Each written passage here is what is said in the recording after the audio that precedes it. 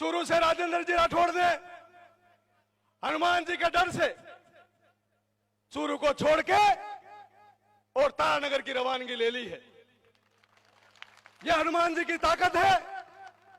और सरदार शहर के अंदर पिछला उपचुनाव हम लोगों ने लड़ा, लगभग 50,000 के करीब वोट लिए। लोग तरह तरह के समीकरण बताते हैं, अपने हिसाब से बातें करते हैं, पर कई बातें सुनकर लोगों की और यह समझ में आया कि सरदार शहर के अंदर लोग परिवर्तन व्यवस्था चाहते हैं। भारतीय जनता पार्टी तो यहां भारतीय जनता पार्टी के रोज पर्यवेक्षक आते हैं, कार्यकर्ताओं की रीढ़ की हड्डी बताते हैं। उन लोगों ने कार्यकर्ताओं की रीढ़ की हड्डी को तोड़ दिया और चले हुए कारतूस को इस सरदार शहर की तरफ मोड़ दिया। आप बताओ सरदार शहर के लोगों, यह तारानगर है क्या? यह तारानगर नहीं है, यह सरदार शहर है। यहां 3 लाख वोट है। 3 लाख वोटों में से क्या हम सभी लोग नामर्द हैं?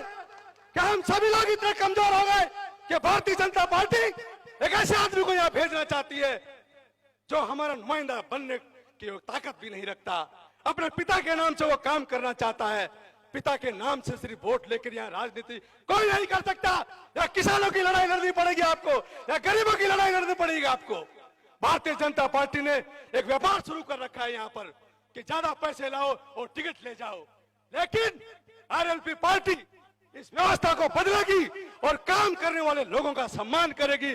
किसान के बेटे का, मजदूर के बेटे का, छोटे दुकानदार का ही सम्मान करेगी। इसलिए आप लोग इस बात से दिमाग से निकाल देना। और मैं इस मंच से राजेंद्र राठौड़ साहब से एक बात कहना चाहता हूं, आप एक मेरी बात को सुन लीजिए। मैं एक बहुत छोटा कार्यकर्ता हूं और आप एक बहुत बड़े नेता हैं। आप कहीं से भी लड़ लीजिए, राजस्थान की जनता और आपकी नेता वसुंधरा आपसे इतने दुखी है, आपको कहीं से भी चुनाव जीतने नहीं देगी। आप जिसके साथ रहते हैं उसके साथ घात करते हैं। 2003 में हरिशंकर भाभरा को हराया, देवी सिंह भाटी को हराया। आज आपकी बारी है, आपके कर्मों का फल आपको भुगतना पड़ेगा, आप चाहे कुछ भी कर लेना। सरदार शहर के अंदर तरह तरह के लोग ड्रामे कर रहे हैं।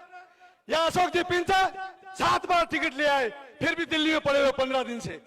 अरे कुछ तो शर्म करो, आपको जनता नकार रही है, बार बार आपको नकार रही है, फिर भी आप किसी दूसरे को लाना नहीं चाहते, क्योंकि आप जानते हैं आप सिर्फ हम पर शासन करना चाहते हैं, पार्टी का नाम लेकर हमारे वोट लेना चाहते हैं, जो कि आप इसके हकदार नहीं है।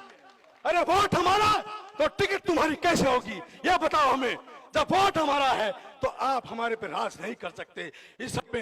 लेकिन ऐसे इंपोर्ट किए हुए लोग हम कभी स्वीकार नहीं करेंगे। साथियों, नेताजी को आगे जाना है। आप लोगों ने मेरी बात सुनी, अगर किसी को मेरी बात का बुरा लगा हो तो उसके लिए माफी चाहूंगा। जो मेरे मन में था, जो मेरे दिमाग में था, वो बात मैंने आपसे कही। सभी साथियों को जय हिंद, जय भारत, जय भीम।